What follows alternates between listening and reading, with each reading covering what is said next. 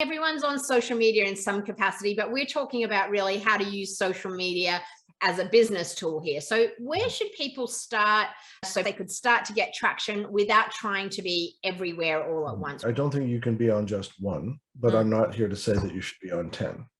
You're better off to be on a few and do them well, properly resource them with content and people and supporting tools rather than being on 10. So you're better to be deep on just a few than a mile wide and a foot deep on 10. Social media, love it or hate it, it's the lifeblood of business today. But for so many small business owners, it can become a complete time suck, drain their energy and their resources. And sometimes it seems like there's very little return. And that can really leave us all feeling exhausted and frustrated. Welcome to the show. I'm your host, Natasha Mitchell, and today I'm speaking with social media expert Andrew Jenkins of Volterra Digital. And we're going to be talking all about how to create a scalable strategy for your social media. Andrew has been working in technology, sales and marketing for over 25 years. And he's also been working in media, wireless, and e-business. He's super credentialed in this space. He's worked for a diverse range of companies from North America and Europe. He has a BA in economics, BFA in film production, and an MBA from the Rotman School of Management. And that has positioned him so well for his role teaching social media strategy for enterprises at the University of Toronto School of Continuing Studies for more than 8 years. And if that's not enough, he's also managed to write a new book, and his new book is called Social Media Marketing for Business, Scaling an Integrated Social Media Strategy Across Your Organization. And that is out now on Amazon. So welcome to the show today, Andrew. I'm so glad to have you here. Great to be here. Thanks for having me.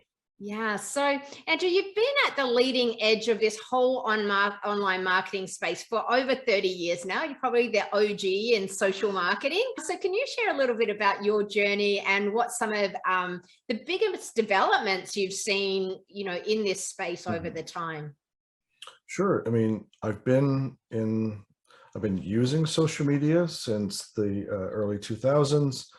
I was in the first 200,000 users on LinkedIn, early adopter of Facebook, but, for my own personal use. But when it came to, I'll call it, commercial application, in 2008, I was commissioned by a connection I made on LinkedIn to conduct research on all the predominant social networks at that time. And so, 2008 isn't actually that long ago. Right. And as much as we know Facebook to be number one now, it wasn't number one then. In fact, it was MySpace. And there were other players that have come and gone. And so when you ask me about what are some of the biggest changes that I've seen, it's been the consolidation. There was a lot of different social media networks and platforms and tools as things were really sort of catching fire in the early 2000s, and then things shook out from there. You now have Facebook is 15 years old, or actually nearly 20. LinkedIn is nearly 20. Twitter is soon to be 15 years of age. So lots of maturity and consolidation is what I would have to say summarizes what I've seen over the last nearly 20 years. Yeah, and it's interesting because technology moves so quickly, and so we think all of these platforms have been around forever, which they haven't. And, just as you noted, there's been a lot of platforms come and go over that time. And now it is sort of, rolled up into these sort of monopolies of the big guys, Facebook, LinkedIn, Twitter. There's sort of big players in this space, but probably not to say that couldn't change in the future as well with the speed of technology that we have. Well, Google's tried a number of social networks. They tried with Google Wave. Most people won't even remember Google Wave because it didn't even last a year. Then Google Plus, it probably had the most longevity of a Google social product, but it's also gone. TikTok, which many people are hearing about, TikTok's 5 years old already. So time flies. And when you talk about the mature ones versus the emerging ones, TikTok is now the most downloaded app. It's outpacing Facebook and Instagram for, I believe, time spent. So you can have new entrants. 2 years ago, or roughly a year and a half ago, Clubhouse comes out of nowhere. It's the audio social network. It gets a lot of momentum and a lot of money from an investment. The pandemic is a huge factor in its initial growth. And now it's, TikTok is where most time is spent. Clubhouse, just, I hear about it, I see some notifications, but if you survey your friends and say, oh yeah, I went on Clubhouse once, checked it out, and I moved on. And there are audio solutions inside Twitter. I believe there's going to be a Clubhouse equivalent coming from LinkedIn. So as much as Mark Andreessen, the founder of Netscape, may have invested in them, I don't know what the sustainability is for Clubhouse. And that's just one example. Yeah, and I think as we talk through sort of a bit more strategically about how to use some of these apps, knowing that there has been so much movement and shift and new players in and out of the market, I think that's something to be aware of as not just small business owners. Obviously, that's where, kind of the space we're talking of in general, but just for anyone using social media, understanding that not putting all of your eggs in one basket is probably something to consider, perhaps. Well, not every social network it comprises your entire target audience. Not everyone you're trying to reach is on LinkedIn. Not everyone you're trying to reach is on Facebook. Not everyone you're trying to reach is on Twitter, et cetera, et cetera. And there's different levels of activity. There's different demographic makeup on each of the platforms. We do a lot of work in financial services and B2B, and a lot of our clients will say, well, LinkedIn is our, predominant network. And I don't disagree with the importance of LinkedIn, but if they're trying to reach the millennial, the younger member of the industry, LinkedIn, although some of them use it, I mean, that age demographic, that age band is heavily on Instagram. Yeah. And then when you look at, if we look by country, Facebook has the most reach in the US and in Canada and so on. And as much as I love LinkedIn, LinkedIn doesn't have the same penetration. LinkedIn's other dilemma is that they have a large global membership, but a small portion of that membership is active on the platform. Now, that's great if you want visibility in front of a small audience, so you can be a big fish in a small pond, so that it's working in your favor. Yeah. However, if you're looking for maximum reach to as many members of your audience as possible, you can't just be on one platform. Yeah.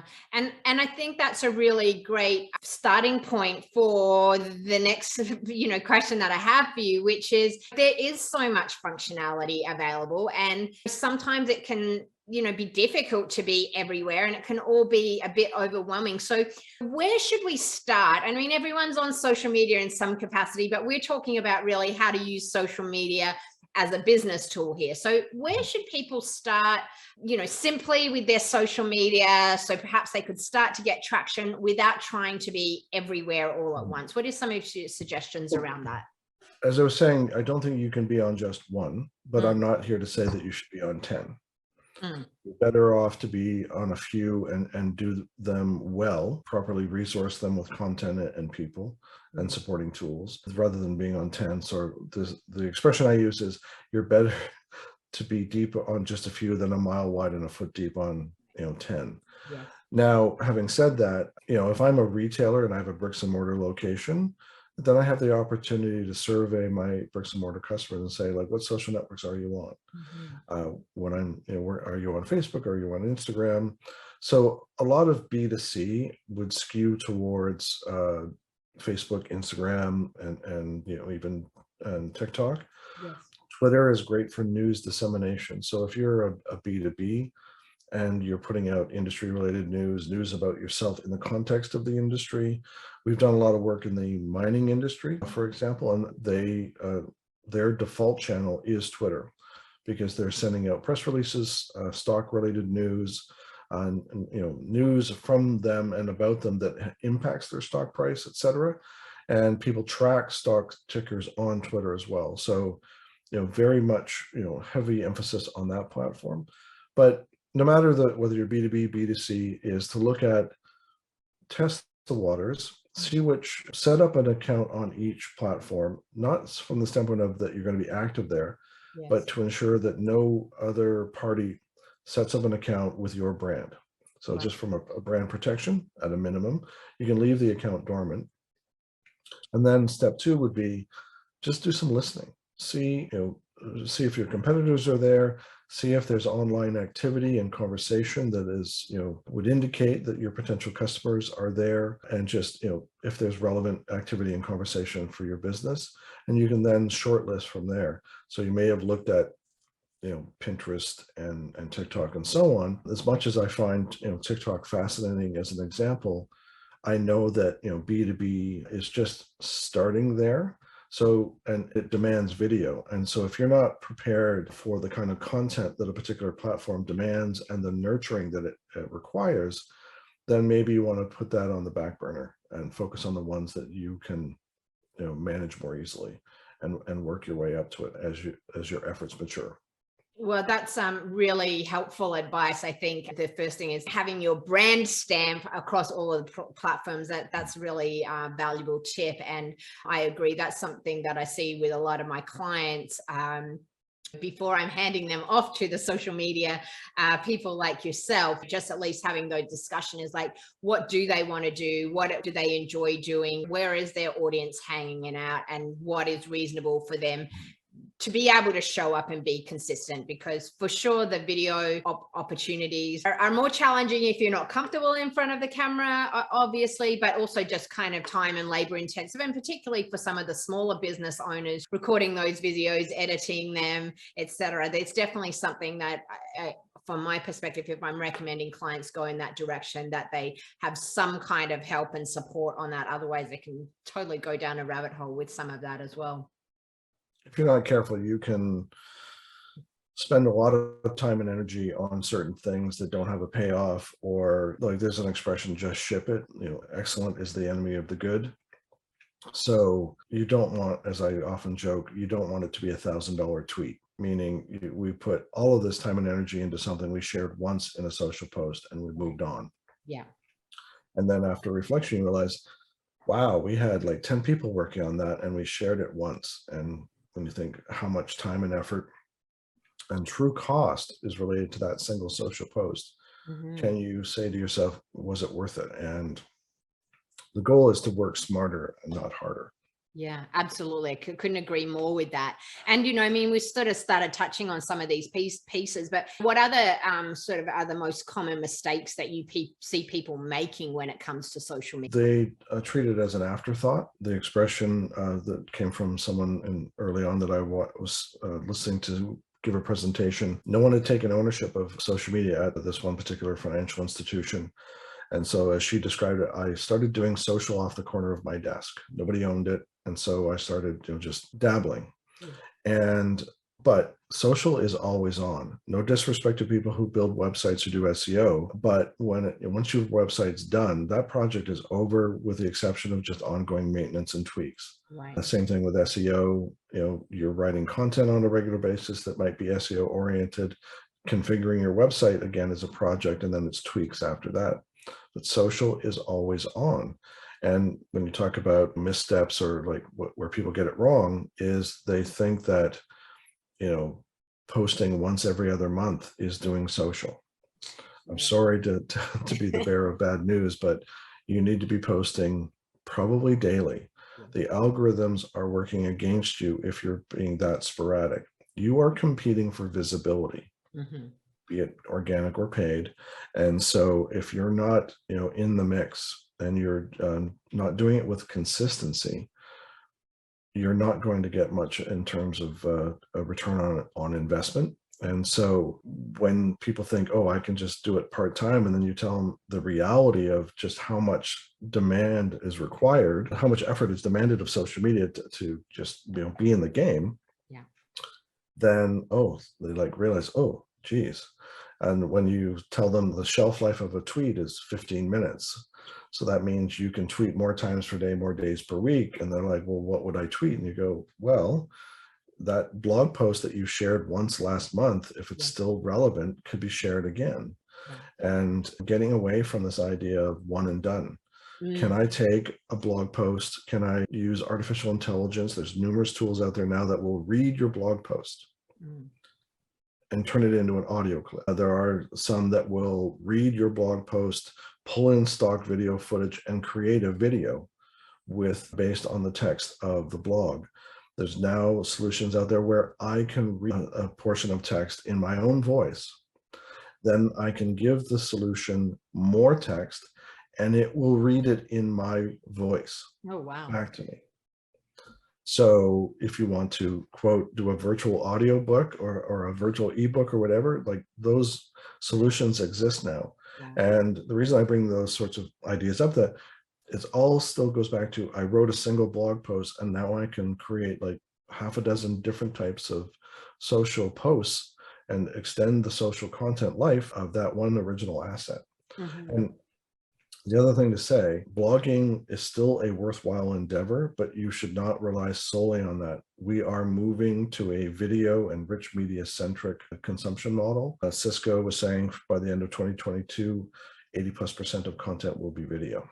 Yeah, and we had recently presented a workshop on emerging trends, and definitely that was coming up in that research. Definitely the video, sort of more storytelling from the perspective of the client versus us as the business telling our story, kind of telling it from the perspective of the client. So I think that's really helpful to know what's out there. And you know, just hearing you speak about all of these tools and technology, like I think most people are so heads down and like, I need to do my TikTok video today, that they're not really thinking about that bigger picture. And I think that's really important to sort of step up to that 30,000 foot view.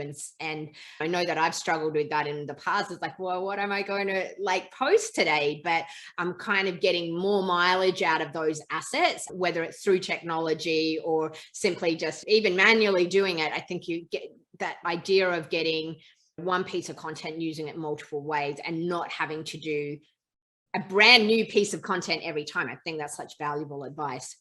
Well, in fairness to everyone, planning is hard, and we struggle with planning too. It doesn't mean like we're doing this over Zoom, and this will become both a video and a audio content asset. It can be parsed into clips, both audio and visual. And so suddenly the core asset was, I'll call it the episode, and suddenly I've got multiple pieces of content from it. We can transcribe it, and now it becomes a written piece of content. And so it's about working smarter rather than harder, like I was saying before. But the other thing that's happened, and TikTok is, shows this, is that we are forgiving production value for access and immediacy.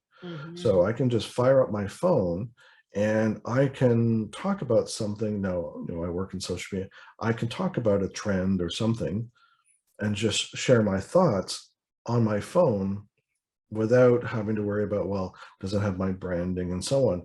People don't care as much about that as the entrepreneur does. They want you to get to the story. Tell me what you want to tell me. And they will forgive production value, and TikTok's a perfect example. Some of it's one example was LinkedIn. Their corporate account on TikTok had one of their young staff members, could have even been a marketing intern, wearing a LinkedIn t-shirt, sitting on the couch at home, doing a meme from TikTok, and that's on the corporate channel, and that was completely permissible. And not every brand would be as comfortable to allow that to happen, but this is where we're headed. People you're having to be faster, maybe a little bit more creative, but also a little more relaxed. It goes back to what I was saying earlier about just ship it, that excellent is the enemy of the good. If you spend 2 weeks editing, adding music and so on, and the meme or whatever you were trying to tie your content to is, that ship has sailed, that was a bit of a wasted effort. So you have to be careful about that. And even people will talk about LinkedIn. I do work with sales teams and financial advisors, and we talk a lot about using LinkedIn for prospecting and building a personal brand. And they'll say, what do I share? And I said, you don't have to author everything. Take an article that's about the industry that's talking about a trend or something, and just preface it by saying why someone should read it, what you found interesting, what you agree with or disagree with. And I'm talking maybe, 50 words. I shared an article of the former CEO of Yahoo, Marissa Mayer, who supposedly had a 180-hour, or some insane number of hours in her work week as her key to success. And the thought was, do you agree with this? If she's just killing herself and that's her key to success, would you follow suit? Do you agree? And I shared the article and I prefaced it with one word, question mark, agree. And then the conversation started. So you want to potentially start a conversation with your content. You're not just pumping out content for pumping it out's sake. You want to cause a reaction. You don't want to be polarizing, but you do want to spark a conversation and be helpful and informative with your content, and then you can earn the right to be promotional. But if you're promotional all the time, people will get really, really tired of it. But if you become a trusted source of information, you're helpful. I mean, I know I keep referencing TikTok, but there are TikToks about life hacks and tips for cleaning your house, and then teachers sharing content about teaching hacks that they use in their classroom, people with ADHD and how they manage their daily lives, because it's different from others that aren't dealing with ADHD. There's people that are on the autism spectrum using platforms to educate others about what it's like to live with autism, what more you should understand about people with autism. There's these distinct communities around certain topics, themes, content, and they're using the platforms to educate and inform and deliver value, not to sell. Yeah. And I love that. And, it's that whole thing that we hear over and over again is social media is social. And I want to touch on a couple of the points that you've made. One, I really love the tip of repurposing content and leveraging off other people's ideas or getting feedback on that. I think we sometimes forget that we don't always have to be the smartest person in the room. And at the end of the day, most things that need to be said have already been said in some capacity somewhere else. I mean, we're just providing our own unique perspective on some of those things. So I think that's really important. Well, we have a financial services client and we curate third-party content for them. And no disrespect to them, but there was an article about the Biden administration, I think, rejoining the Paris in the US. And it was an article from the BBC. And no disrespect to our client, but I'm sorry, but the BBC is a globally known brand and it's like 50 years older than your brand. Yes. And so that was a particular article that performed really, really well on their social channels that we shared. And it was relevant content to them. It was relevant content to their audience. And you're sort of drafting behind this globally known brand. And so you don't do that in every case, but this is, again, why you curate third-party content is because it builds trust, it builds rapport, and people are grateful for you having done the heavy lifting for them to, bring together this kind of information for their consumption.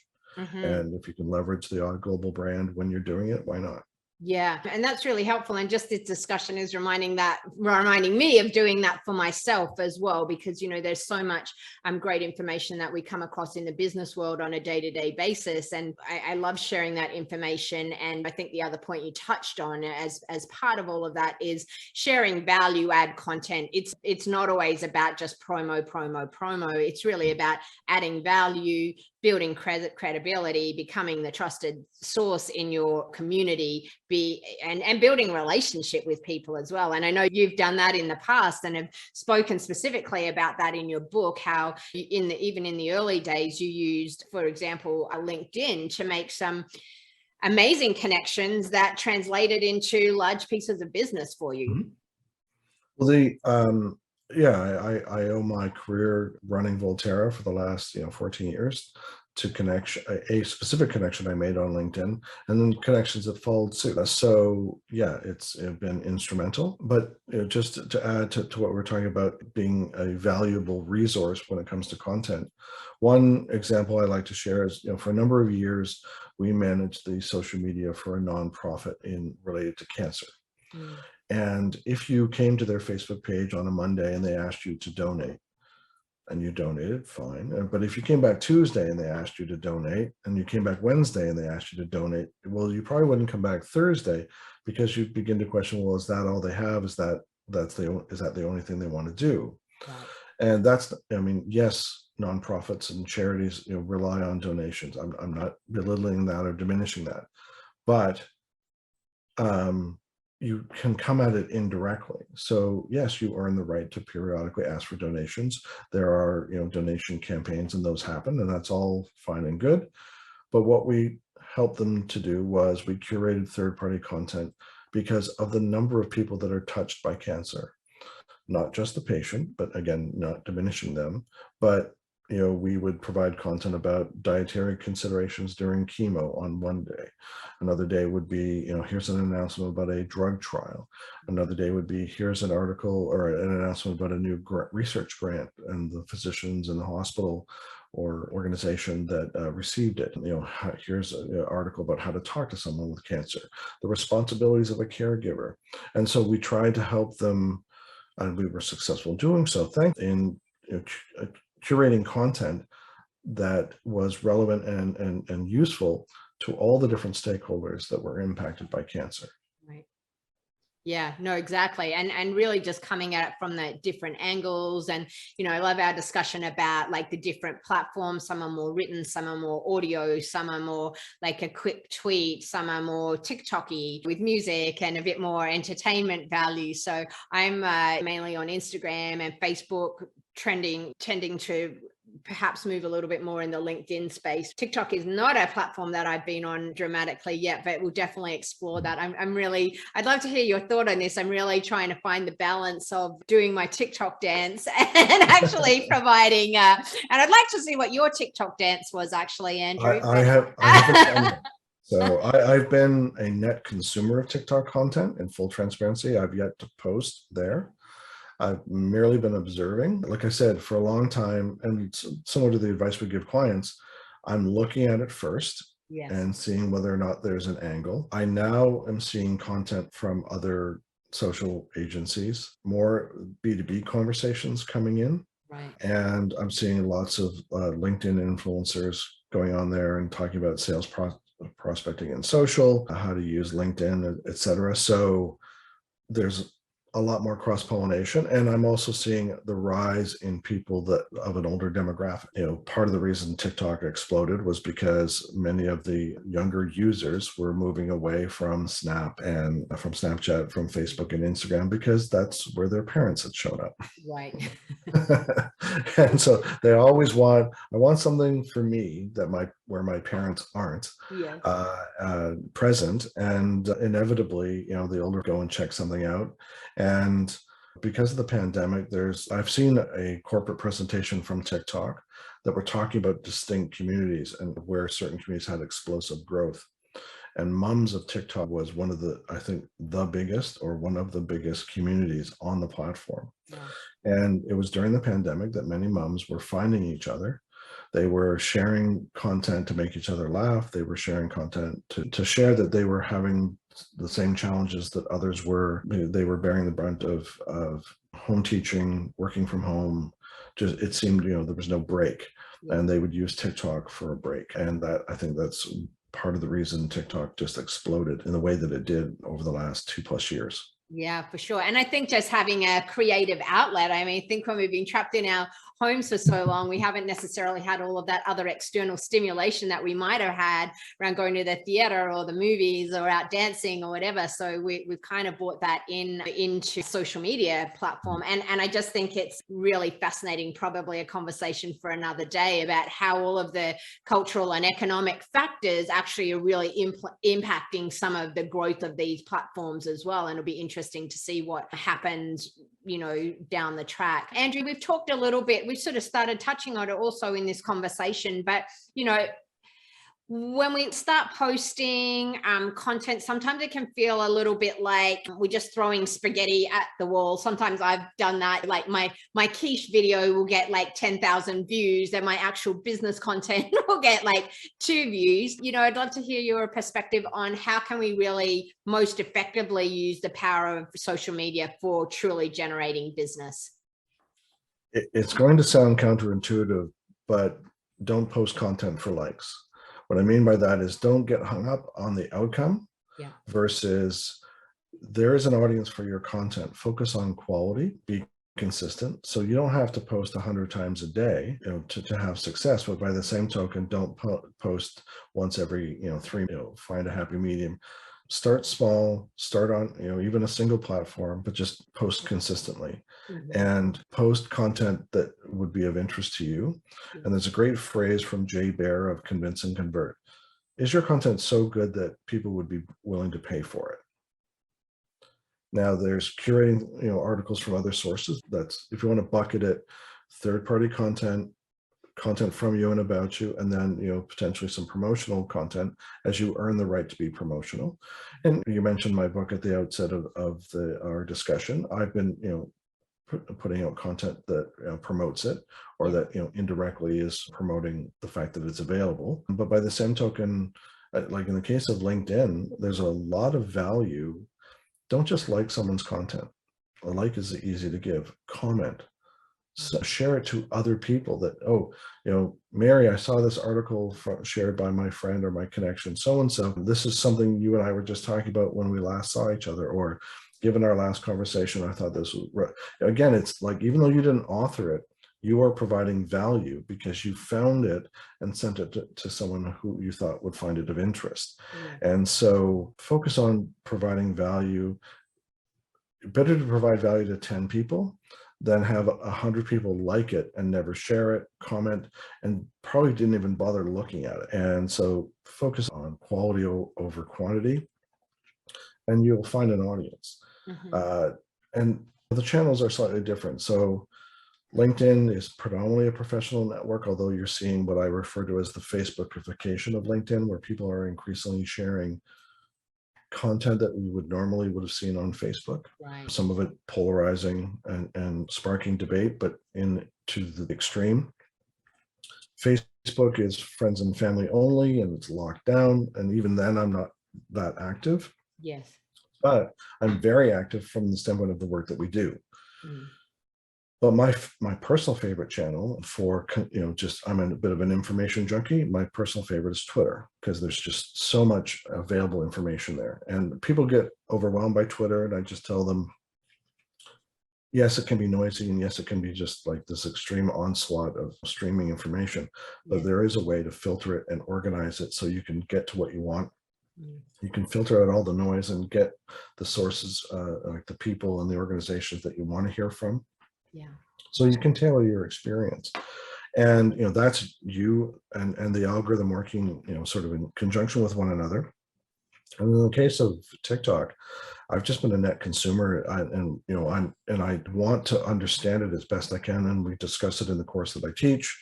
Clients ask me about, positioning and so on. So I can say from an informed perspective, if this is the audience that you're going after, yeah. And we're on the platform for a client right now that has a web series. And so it is definitely, I'll call it B2C, and it's consumer oriented. And, TikTok is in the right spot for television, movies, web series.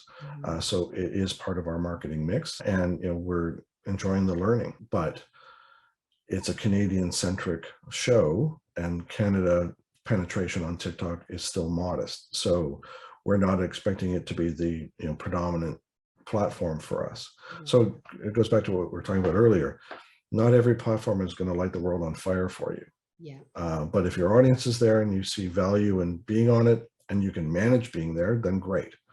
But we have to have video content there, hands down. We can't use anything else. And on some of the more mature platforms like Facebook, if you're starting a Facebook page today, if you do not have budget for paid campaigns, your Facebook page will have a real challenge getting off the ground.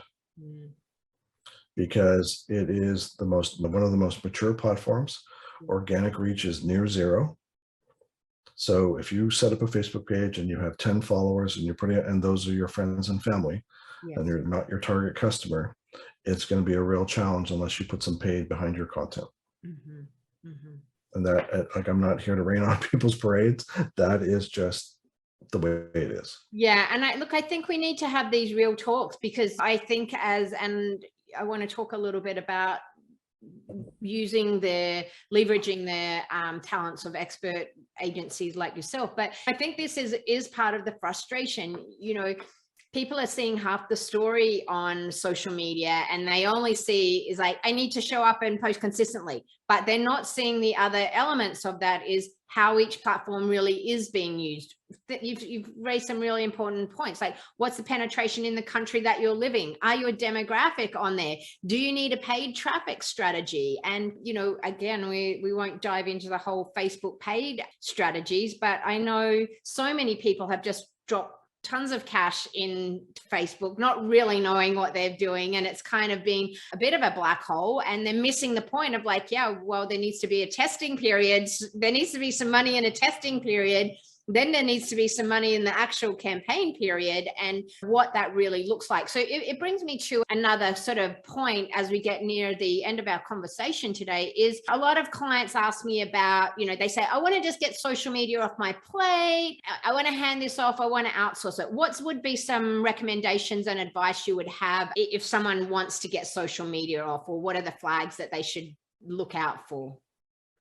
Well, and I don't want to sound self-promotional or self-serving. I mean, the first question to ask is like, why do you want to get it off your plate? I mean, the internet is littered with abandoned social accounts that many organizations with great fanfare got the Facebook page, got the Twitter account, Instagram, and then they realize, oh, gee, this is relentless. And I go, that it's always on.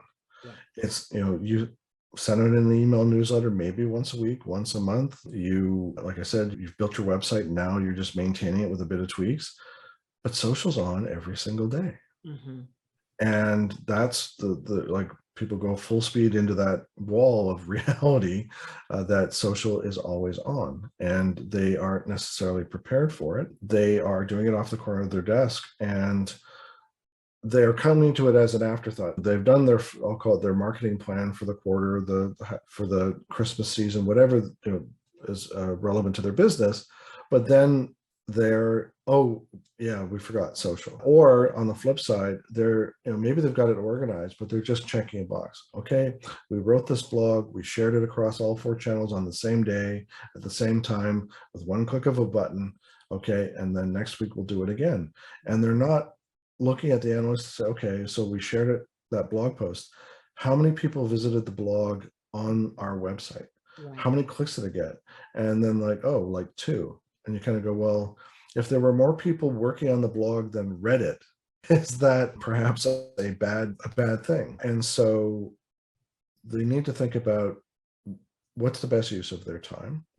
And as much as we only work in social media, we often, when I'm in a conversation with a prospective client, I'll say, let's put social media aside for the moment. What are you trying to accomplish? Right. And like, if a client, we only need like 2 new clients a year. Okay, because they're worth $1 million or whatever, for whatever the business.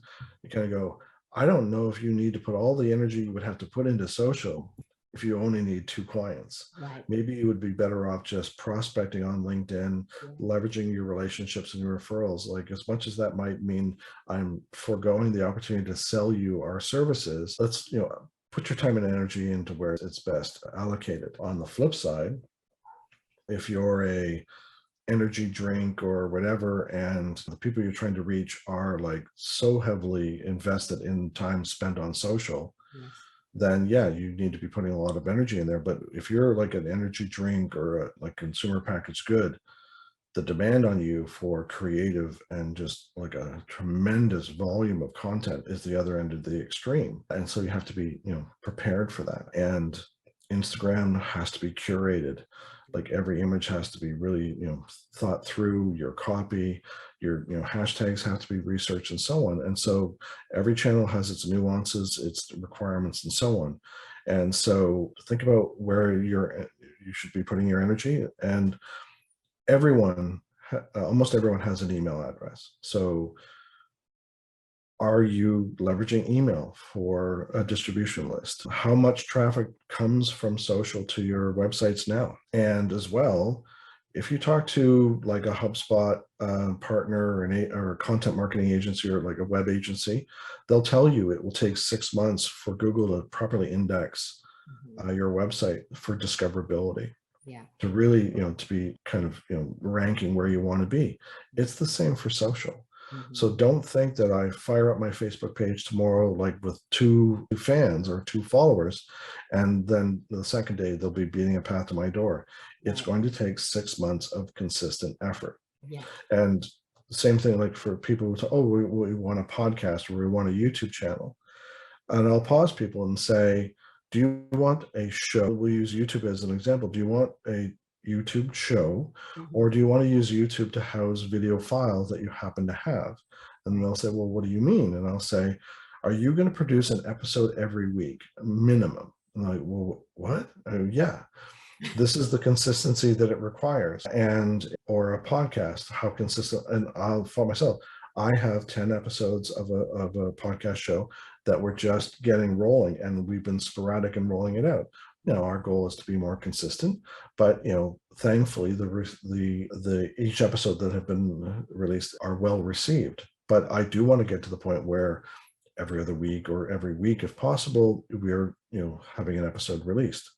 But that's just an example of what is required. Yeah. And so if you're not prepared for that, then start small. Start on one channel with the type of content that you can handle. I know this is a long-winded answer to your question, but social is so demanding, and it takes so long to pay off from a consistency. During the pandemic, so many organizations had to switch to digital because there wasn't in-person marketing. They weren't coming into your restaurant. They weren't coming into your store. Everything, there was no conferences. I couldn't make a sales call in person to your office and do it. It's all being virtual. It's all being digital. And did we survive the transition? Yes, but that means that we are now, even more than we were before, competing for someone's attention. And the expression, stop the scroll. Someone's scrolling on their phone. And you were talking earlier about video. 80% of the video that is watched on Facebook is watched without audio. So you now have to have video, but have it captioned. Right. And the visuals have to be provocative enough to garner someone's attention. Yeah. Yeah. And those are, I'm not sure I feel better or worse after that commentary, Andrew, but yes, I think we've got to have this real it's reality. And sure. so I'm not here to rain on people's parade. It is the reality of social and digital, and it's really to couch their expectations. Yeah, exactly. That it's not going away. In fact, it's now more time spent in social than virtually anything else. So yeah, if you're trying to reach people, you have to go to where they're, being active, but you have to go there with the right expectations, and not expectations of results, but expectations of what will be the burden to you. And, when you talk about what should they think about for social or for outsourcing, we just do social. Right. Don't build websites. We don't, because for that very reason is that it is the unrelenting marketing endeavor. And so we take it off the plate of many organizations. We collaborate with them. They're like, you can have a spectrum, and regardless of Volterra, you can be involved, but still hand over the keys for management. You can outsource, I'll call it the strategy and the advisory part, but you could still be I click the button to post that, or you can create content but get a second opinion. There's a spectrum of how much you can outsource or wish to, and you can decide, or maybe you do it like in increments. But the other thing is sometimes there's a maturity model. I mentioned the cancer charity a while ago. Well, we were brought in because initially, based on their operating budget, they had a full-time staff of 1.5 people. So they outsourced it because they didn't have enough resources, and it was cost effective. Yes. Fast forward 3 years, they now had a larger operating budget. They could hire a director of communications that could handle all of their communications efforts, of which social was a part, and they rolled it in-house. And so there's often instances like that where for a period of time, I can't handle this right now, I can't staff it, I can't afford it, or whatever. And then eventually if they mature and they can make a case for bringing it in-house, they do. And, then thus ends our engagement. And that's fine. It happens all the time. It's not, that the relationship didn't break down. It's just, it was a new chapter. An evolution. Yeah. Well, I think that's really helpful. And my takeaway from that is, if you don't have a big budget, start small, get familiar with one platform, utilize your time and energy to be consistent and do a good job on what you're doing. But what I definitely hear is, like, as you're starting to grow and evolve, and perhaps you have a bit more budget, actually bringing on like an experienced team like the Volterra team, as an example, can really help optimize and scale those efforts. So that's really helpful. Well, and you can, even before hiring an organization like us, you can, like, parse up, okay, I'm going to manage my social, but maybe I can get some help to create some content. Right. We'll still, manage the distribution of said content and so on, but maybe I'll hire someone to write 2 blogs a month. Maybe I'll hire someone to create some, animated GIFs for Instagram as one-offs, or like whatever. And that doesn't mean you've got to hand it off to a completely new organization. Yes. And also, it's a great way to test the waters about, and like, what was it like to give away this, even for a project? And did I like the work that resulted? And how did my social audience respond to that content? Whatever, dip your toe in the water, test the waters. Because, like I said, if you're going to sign on an organization like ours, where you're likely going to be committed to 6 months or more, you want to make sure that it's the right decision. Yeah, absolutely. And Andrew, you've just shared such valuable, it may seem obvious to you, but I think for our listeners, like, just some really valuable nuggets there that things people might not have thought about in the past, or they've wondered why things are not working. So that's been really helpful. I just want to leave you with one more question today, because you have been on the leading edge of social and sales and marketing for such a long time. The word on the street is metaverse. We're hearing it all over the place. What do you think things that we should be watching out for in the whole metaverse emerging metaverse, so that we don't get left behind and or distracted by another whole shiny object that's kind of coming our way? Well, what's unique about the metaverse is that the technical hurdles that you have to overcome to make use of it. And so I mentioned earlier that in 2008, I was commissioned by LinkedIn Connection to do a research project on all of the predominant social networks at that time. And there was a social network or social platform that was very prevalent then, or certainly got a lot of media attention, and it was called Second Life, from a company called Linden Labs. Now, many people won't remember it, especially if you're younger, but I would log in to my Second Life account. There was an application you had to use on your computer, and I could create an avatar. Now, if I wanted to be a 3-foot-tall dragon, and that was 10 years old, or a different gender, or like, and the sky was the limit about what kind of create a character I could be. And there was an element of anonymity to it as well. And I joked that the part of the reason for its appeal to a small niche group was it was like magic. I could fly from one part of the world in Second Life to another. Now, brands like IBM set up, I used to work with IBM. I'm very familiar with Second Life. So, and you're seeing that happen now in the metaverse, where brands are buying virtual real estate. But it still comes back to, I have to buy equipment like Oculus, and I have to have this infrastructure for me to make use of. And now what's changed is, I don't think there's an element of anonymity. Like, part of the reason Facebook exploded was you had to have a .edu email address, and they forced you to put your picture. And so there was an element of implied trust, where Second Life, you could be this sort of mystery. And that we want, given the rise of misinformation and so on, and trolls and bots, you want to make sure that you're entering into a space where you know who you're interacting with. And but it still comes back to this idea of the hurdles. I have to buy or rent or have access to Oculus type equipment to enjoy this virtual world. Whereas some people are speculating that if I have my AirPods and an app on my phone that can create a metaverse-like experience, we've removed many of those barriers. All I need is an internet connection to enjoy Facebook, and then have the app on my phone or my desktop, or TikTok or whatever. But to enjoy and to leverage any value from metaverse, there's a lot more investment required. Now, if that changes in the coming years, then yeah, I think, like I was saying earlier, should we be aware of it? Yeah. Should you, if you're a major brand like IBM, should you establish some virtual real estate so no one else does? You know, if you can afford the time and effort, maybe you should do so. There, like as an example, like that brand protection concept, there's a new social network that former President Trump created called Truth Social. And I've seen some videos on TikTok of users that have gone into Truth Social and they've set up accounts for Walmart and other brands that they're using as a parody account. And these brands like Walmart and so on, like, no control over it. Now, if Walmart didn't want to be on Truth Social, that's for whatever reason, that's their prerogative.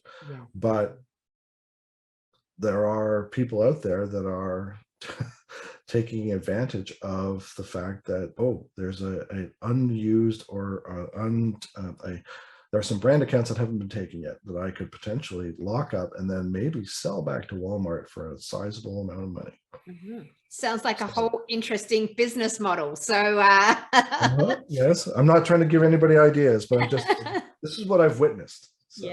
No, watch your space. Well, thank you for your commentary on that. And Andrew, thank you so much for your time today. As I said, this is such a broad topic, and I know that people are always looking for guidance and direction. So I really appreciate your time today, sharing so much valuable experience and information with us so freely. I think people are going to get a ton of value out of this conversation today. Well, I really enjoyed it, and hopefully we'll get to do it again sometime.